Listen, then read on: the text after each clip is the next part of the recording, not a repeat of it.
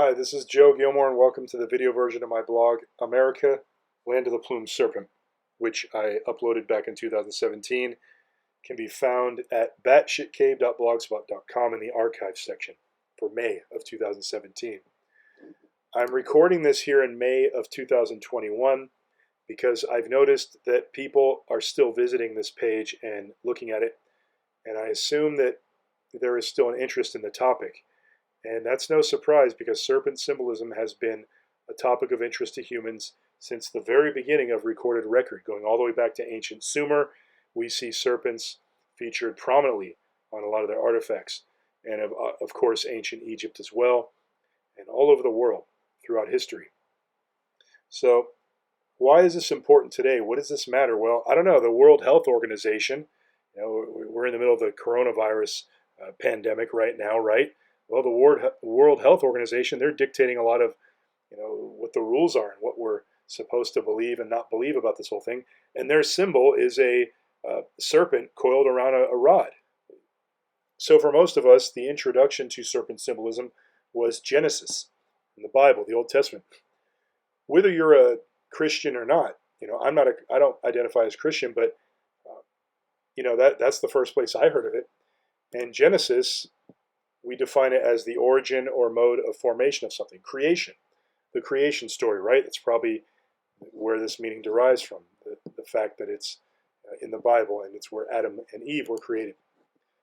So if we look at the New International Version here, there's an interesting section. Now I'm trying to get at what this whole serpent thing is all about.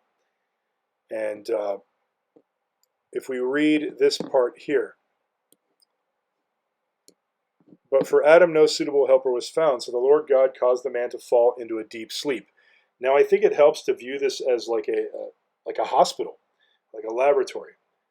An operation is going to occur. He's putting Adam into a sleep because he's about to operate on him. And while he is sleeping, he took one of man's ribs and then closed up the place with flesh. Then the Lord God made a woman from the rib he had taken out of the man, and he brought her to the man. Now, this sounded really ridiculous to me when I first heard it. I was like, wow, you just pulled that out of a hat, didn't you? It just sounds so throwaway.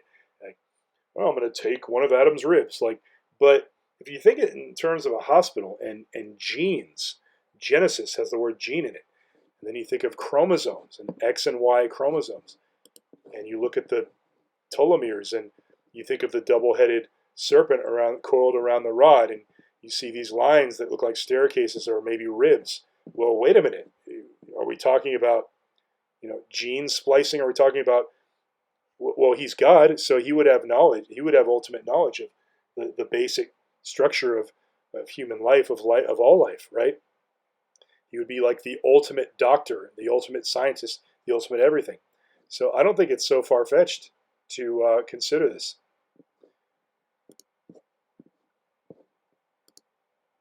So anyhow, he closes the wound up, just like at the hospital when you sew the patient up when you're done working on, and voila, there's a woman. And Adam and his wife were both naked and they felt so ashamed. So there's emphasis on the fact that they were naked and they were not shameful. So this assumes that the person reading it covers up their genitals. They feel shame about their genitals. Why do we feel shame about this? And what does this have to do with the original sin and the serpent and creation? Well, our genitals are what we use to create, right? The man puts his penis inside the woman, and that's how you make babies, right? But we're not supposed to have knowledge of this. We're supposed to be ashamed of this. I don't know. What does this all mean? So, he tells Adam, don't eat from the tree of knowledge of good and evil. Now, this is a translation from Hebrew. And we have to remember that when we're reading the English, we're getting a translation. So we may not be getting the exact meaning. The person who translating it, the Hebrew, is approximating what it means in English. And in some cases, it may be a pretty good correlation. And in others, it could be up to interpretation. And Wikipedia actually has a pretty interesting entry on this. The phrase in Hebrew, Tov Wara, literally translates as good and evil. This may be an example of the type of figure of speech known as merism, a literary device that pairs opposite terms together in order to create a general meaning, so that the phrase good and evil would simply imply everything. Now, this is very interesting because according to the Bible, there are two trees in the Garden of Eden, the tree of knowledge and good and evil, and the tree of life. But he only tells Adam and Eve that they're not supposed to eat from the tree of knowledge of good and evil. Well, in the esoteric tradition, the ancient, in the mystery schools, we have this tree of life, the Kabbalah. And if you've studied the Kabbalah, you know that this is an amalgamation, a collection of a large body of knowledge going back probably thousands of years, probably pre-Egypt, pre-Babylon. And this is called the tree of life. And is this the same tree of life that's in Genesis? I don't know if it is or not, but some scholars have said that the tree of life and the tree of knowledge of good and evil were simply the same thing. Well, this would kind of make sense because, these two pillars, the pillar of severity and the pillar of mercy, these could be considered kind of like negative and positive, good and evil. It's called the tree of life, so it encompasses everything. So was this the tree that God was saying don't eat from? You've got these circles here that could be metaphors for the fruit. And the serpent path, which is depicted here in this amazing artwork here, and we've spoken about this in other blogs. So if you've read my blogs on the Star Wars trilogy, where there's all kinds of occult symbolism and concepts embedded all over the place, going back to ancient Egypt and all over the place. And the serpent path is the metaphorical path we journey through when we are studying these different sephiroth and their concepts and what these words mean and what these symbols mean and what these Hebrew letters mean. And the serpent path is the journey to, the top here, to expand our consciousness, to return to the pure state, the ultimate state of godliness, whatever that means to the individual. And in fact, in Rise of Skywalker, Rey, who's named after an Egyptian god, by the way, Ray of light, she heals a serpent. And when she's done, this light shows up above, and they can escape, almost like, God is watching, like there's some kind of divine incident that occurred here. She healed the serpent. And she says, oh, I just, gave a little bit of my energy over, and look at this look on her face, like, wow, I'm a magician. I'm powerful. I'm, like she just had sex or something. She's like all satisfied. So I don't want to digress too much there, but what I'm saying is this idea of the serpent imparting wisdom that's quote unquote forbidden. It does have a correlation to the concept of the tree of life and the Kabbalah and knowledge of the inner workings of the consciousness, which is what we're looking at here. And just a note on these types of studies, this isn't about escape. This isn't about fantasy. You might look at this, it's a very intimidating image, but you can see there's mathematics here. There's a lot of beauty and perfection to it. That's because this is the amalgamation of probably thousands of years of history. And, we stare at our smartphone all day, and we think that's just the greatest thing in the world. But if we threw that thing away and we stared at this, we begin to realize that the infinitesimal amount of time that we've had this technology of smartphones and cars and modern civilization, all this, these are just distractions to pull us out of our consciousness and to turn us into animals so that we can then be easily trapped by the sociopathic elitists that are running society. They want to turn us into animals. They don't want us looking inwards, and they want us to think this is all silly and that's just mumbo jumbo. And so again, I don't want to digress too much, but when we're talking about the serpent here in the Garden of Eden, I'm proposing that this is the knowledge of how human life is created, the DNA structure, the chromosomes and such. And when we think about what's going on with the Wuhan lab and the gain of function research that is being revealed there, where they're weaponizing viruses, taking bat DNA or whatever it is and injecting it into a virus to weaponize it, make it more spreadable. Well, what's a bigger sin than that? I mean, how many lives have been lost? How much propaganda has been spread around this? You know, I'm not trying to convert people that don't want to believe that the virus was one big scam, but I'm sorry, I can't pretend here. You know, I'm not going to pretend that the virus and the racial division and, you know, the economic disasters and everything and Joe Biden and all this crap, I'm not going to pretend it's not all related. I think that it's very obvious that it's all related. So this is really just backing up what the Bible is saying about the original sin, messing around with the code of life. It's not something that should be just handed, here, sir, you know, here's how man was created, here's the DNA structure, and here's go mess with it all you want. You know, it's okay. You know, what could happen? You know, so I don't know how to wrap that up, and I'm not even trying to wrap it up in a complete manner. But I'm just throwing this all out to you. These are all things that I've heard and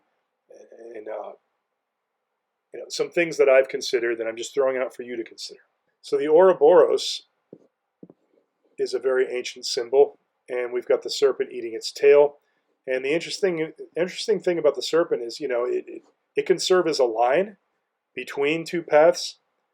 You know, the path leading to the fruit, if you will, offering you the information, or it can be a circle.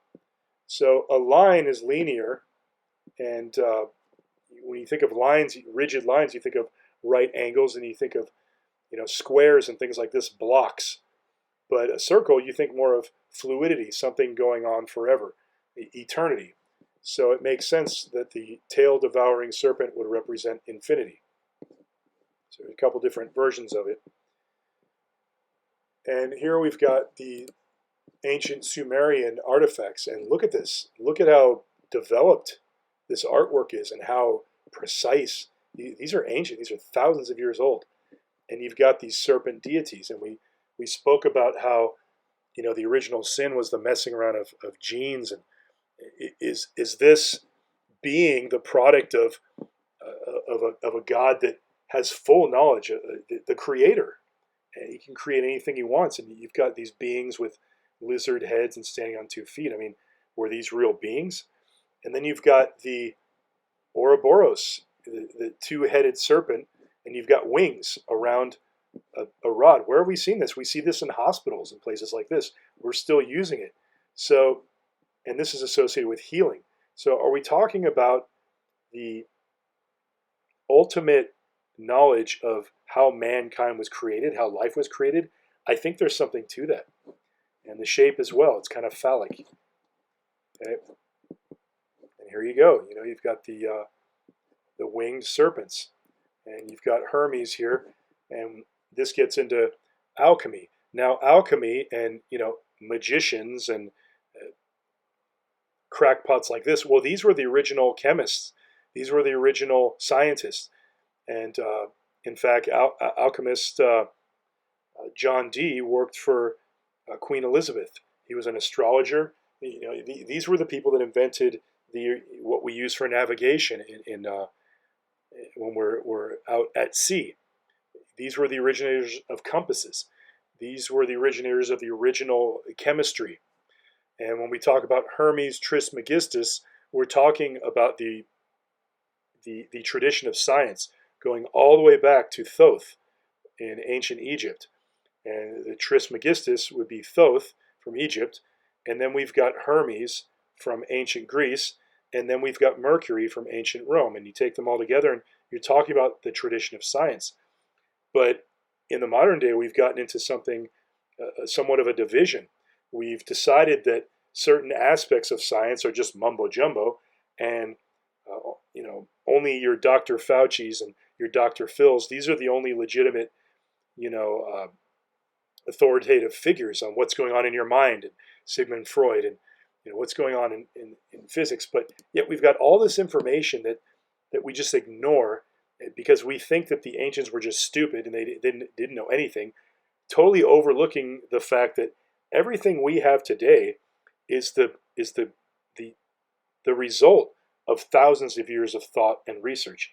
And when we look at how disastrous things are and how lost we still are as people, and, I'm not saying we're totally lost, that there's nothing good about the modern day, but we're so utterly lost in some ways. We have no idea who we are, why we're here, and we think that money is the ultimate goal, and we're lost.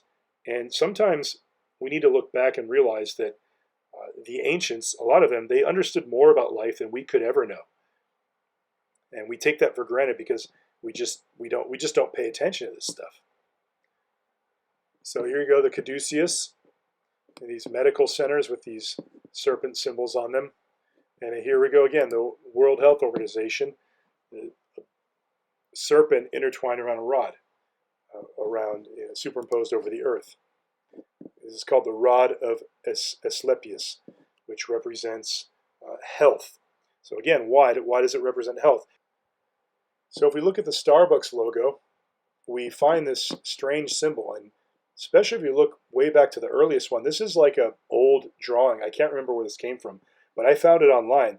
This is Melusine. This is some weird mythical figure in European folklore. And we have star bucks. We have the word star and bucks meaning money. So stars and money, coffee, tea, spices, Melusine, this mermaid spreading her tail like she's gonna, like she's asking you to come in and impregnate me. And then you've got this circle here. What's going on with all this? What does all this mean? Why is Starbucks so popular? Why did Starbucks basically destroy the mom and pop coffee house industry, which was, a real integral part of society for many years, especially in Europe? Still is, I'm sure. I haven't been to Europe recently. But Starbucks is kind of like the destroyer of this whole culture. But anyhow, what does this have to do with serpents? Well, she's half serpent. And if we look at the legends, I've got a Wikipedia entry here. Melusine is a figure of European folklore, a feminine spirit of fresh water in a sacred spring or river. She is usually depicted as a woman who is a serpent or fish from the waist down, much like a mermaid. She is also sometimes illustrated with wings, two tails, or both.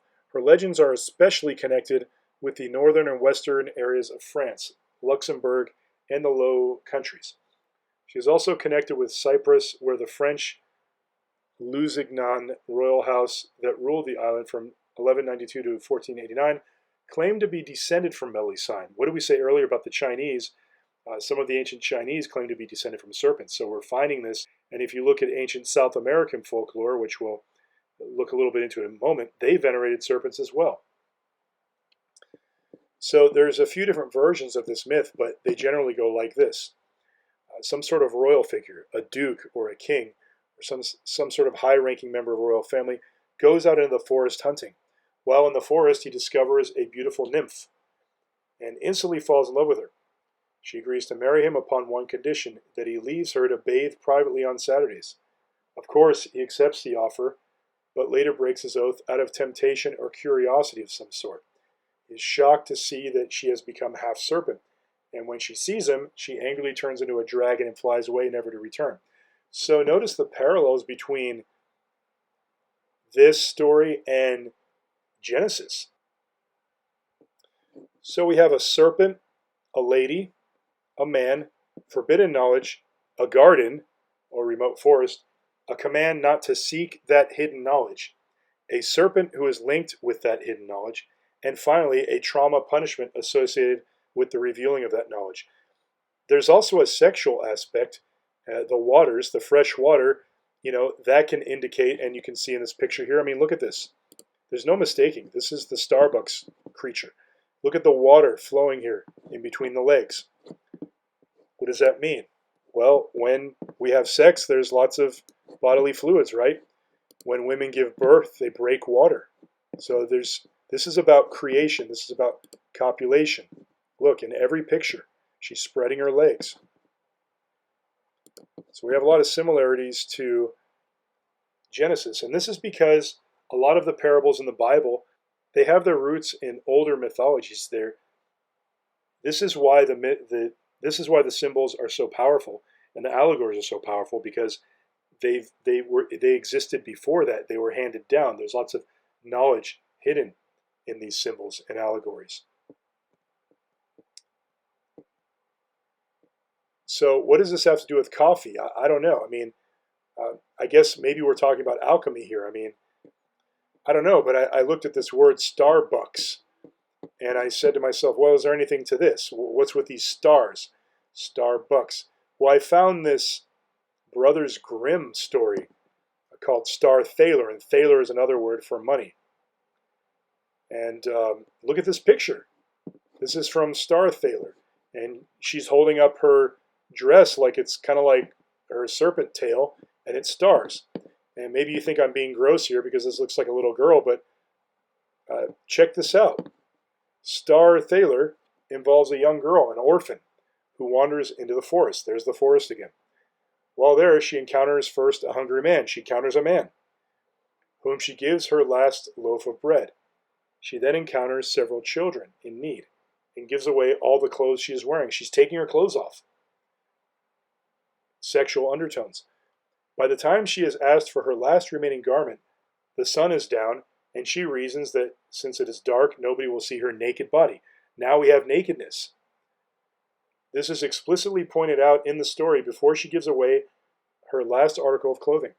Once she has given away her last garment and is left nude, some stars begin to fall down, and she finds herself wearing a dress of the finest linen. So she's at this moment where I've given everything I have away, I don't have anything else to give, and I'm naked. What am I going to do? And then she's rewarded. The stars turn into thalers, dollars, as they hit the ground, and she lifts her new skirt in joy to catch them. What is it? Is this like a metaphor for a prostitute? She's getting rewarded to take her clothes off? Like, what does this mean? But the joy on her face is, wow, I've got this new dress, and they're giving me money now. Well, look at the joy on Melisandre's face. And what happens at Starbucks? You know, her sexual fluids, as she's spreading her legs, is fresh water. We use fresh water to convert the coffee bean when we heat it up into coffee, into an elixir. So now we're getting into alchemy, which is about transforming one substance into another, right? Something of value, and transforming something worthless into gold. Well, we have money, we have bucks, we have stars. I'm not a genius. I'm just looking at these words. What do they mean? What is she? And I'm just putting it together, and there you go.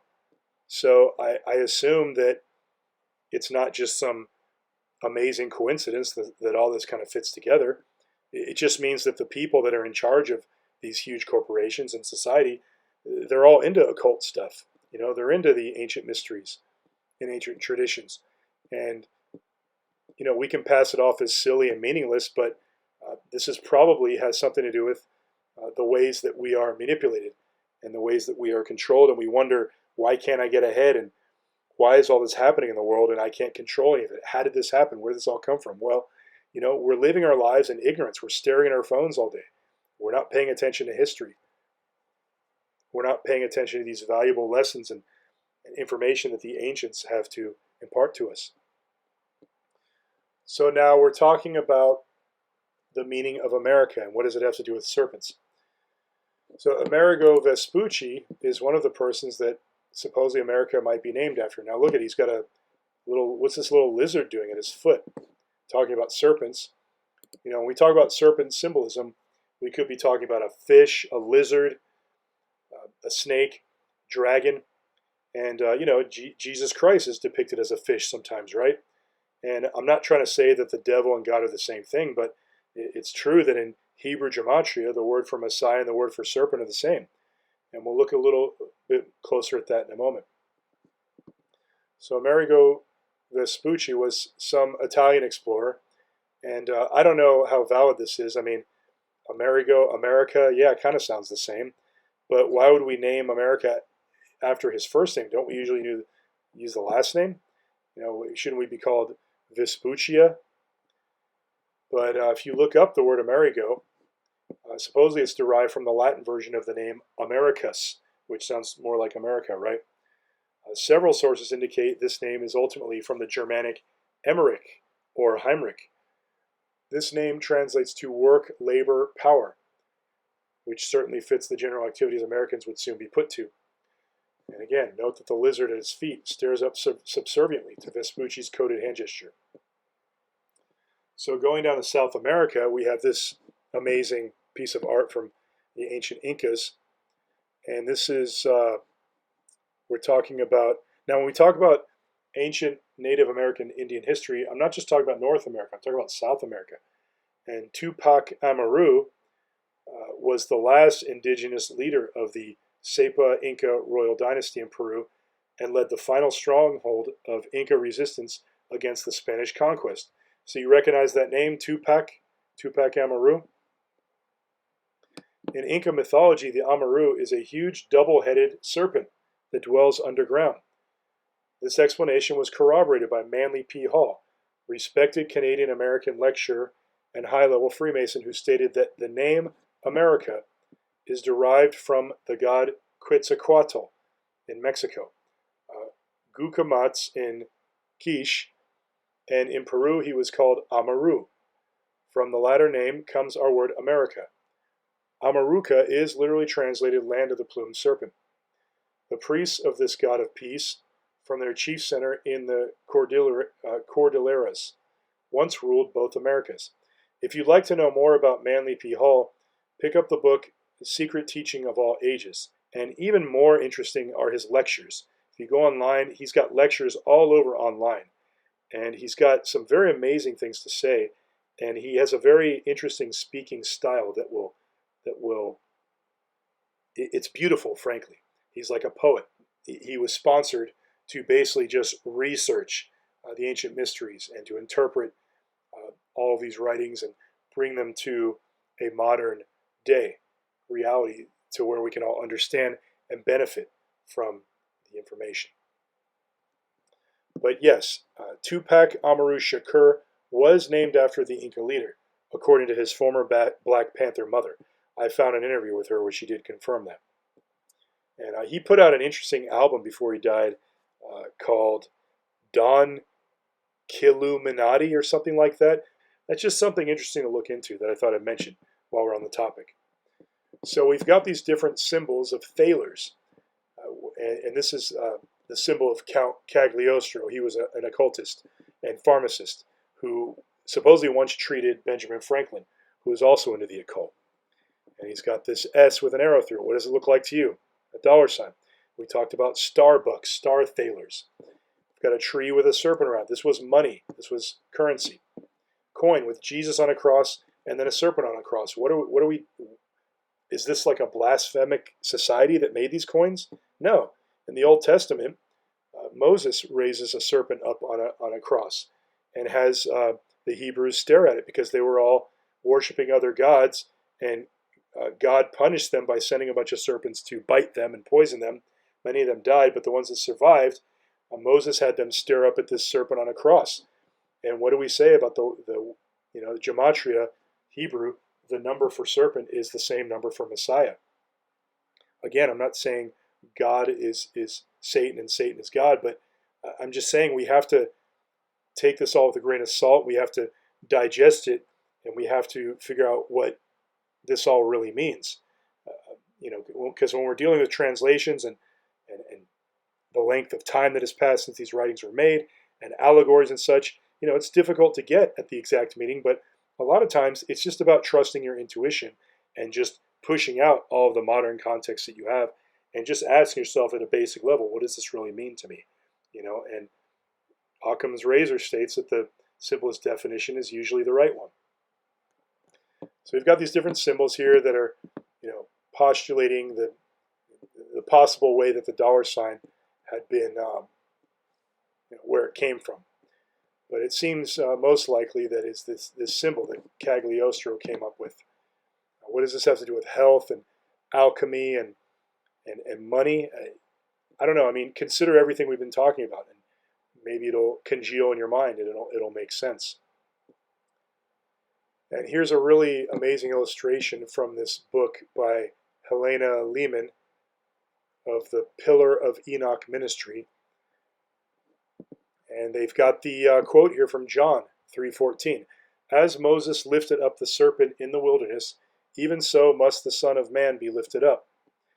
And this number is 358 in Hebrew gematria. In Hebrew, each letter is representative of a number as well as a meaning, and the shape can even sometimes have a meaning.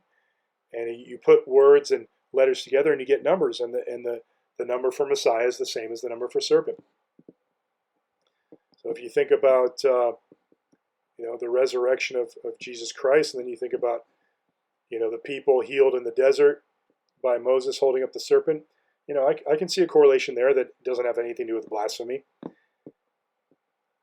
And you've got here we talk about the Rosicrucians, who were alchemists, and Benjamin Franklin was a Rosicrucian, and rumor had it he was treated by Cagliostro, who came up with that symbol. What does it mean exactly? I don't know. I mean, you've got a serpent with a fruit in his mouth. Well, in the Garden of Eden, the fruit is what he tempted Eve, and they ate the fruit, and that was where the fall of man came from. So you have lots of these weird correlations between the scene in Genesis and health and money and alchemy. And maybe we just don't understand Genesis. Maybe we're jumping to conclusions with what it actually means.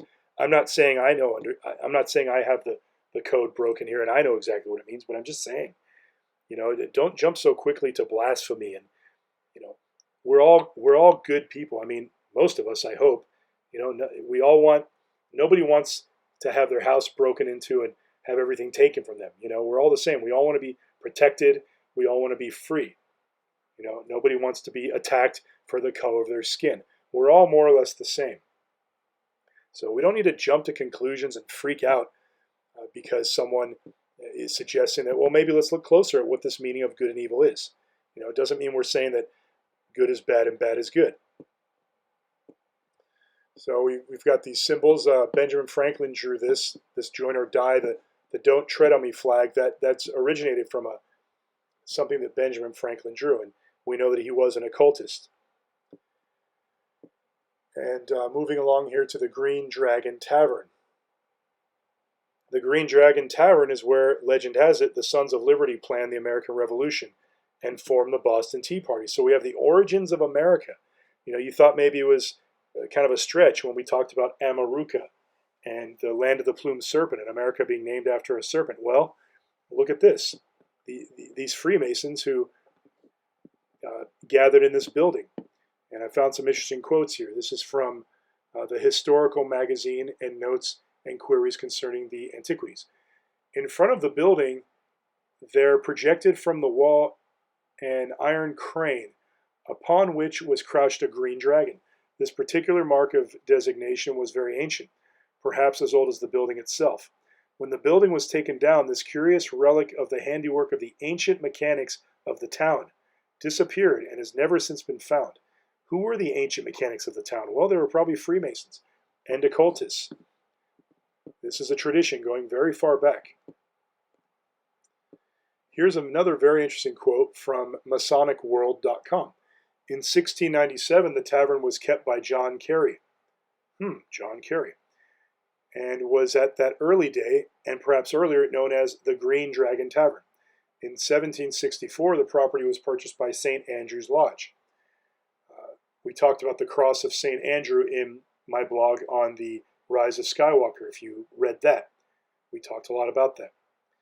When it took the name of Freemasons' Arms, the new proprietors having placed a large square and compass in the front of the building.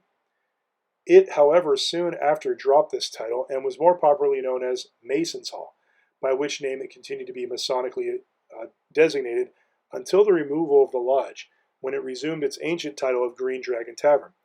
It is to be regretted that no authentic record of the names of the persons who composed the Boston Tea Party in 1774 has come out to us. Very interesting. And if you read the works of Manly P. Hall, he has some fascinating stories about the signing of documents and the Declaration of Independence So we've got these weird Freemasonic references and this serpent playing this big role. And here we've got this Freemasonic symbol of, the Ouroboros, the serpent eating its tail, winged serpent, double serpent, and you've got the Rosicrucians, rose cross. The Rosicrucian, that's a combination of the word rose and cross.